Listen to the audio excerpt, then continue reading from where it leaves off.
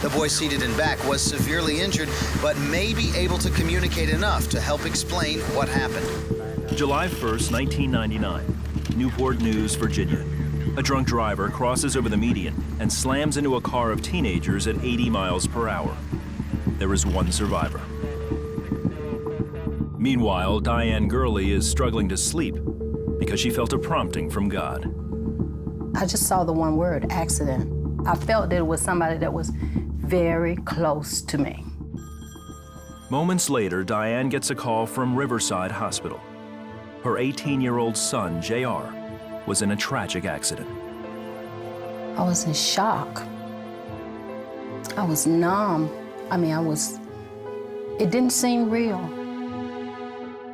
Diane arrived at the ER just as her son was regaining consciousness. I could only read his eyes because his face was so disfigured. He was saying, "Mama, am I going to die?"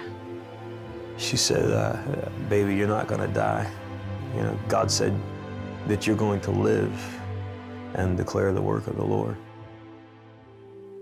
JR had a host of injuries, including brain swelling, a shattered jawbone, and a crushed left hand.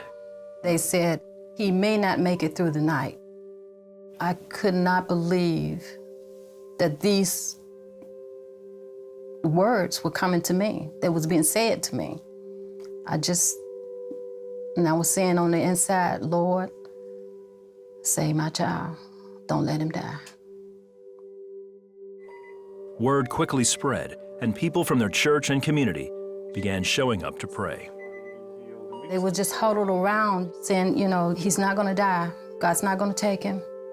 And they were praying. JR made it through the night. The next morning, he went through 8 hours of surgery. Doctors said JR would live, but his future wasn't hopeful. I would definitely have some brain damage. I would never be able to regain the use of my hand, that I would have trouble speaking, and I would probably have to have someone aid me or help me for the rest of my life. A week later, JR poured out his anger towards God. How could you allow this to happen? How could you let this happen?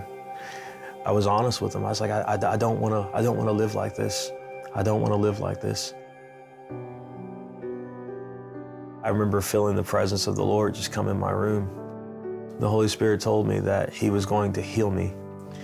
And in doing so, it would be like nothing ever happened. Hope and peace came flooding back into my spirit. Literally, I was revived. And at that moment, I decided that I was not going to be angry, that I was going to trust him, and that he was going to do what he said he was going to do. JR says after that night, he began healing more quickly than even doctors expected. It's almost like, you know, my body just began to put things back in order. Every day there was a visible change. You could see it. The next several months, he went through rigorous therapy, depending on God to heal his mind and body. I felt literally like the Lord was strengthening me. I felt like I had a new lease on life and a new mission. And I was determined to hold up my end. I was determined to serve God. Within the next year, JR says he fully recovered from all of his injuries, including regaining full use of his hand. There is not anything that I could do then that I cannot, that I can't do. God healed me. Today, JR leads a young adult ministry in his hometown and shares his story often. God answered all of my prayers, and he is faithful. Every now and then I laugh as people look right at me, and they unknowingly they repeat the promise that the Lord gave me, and they tell me, "Man, it looks like nothing ever happened." And I said, "Well, that's exactly according to the word of the Lord."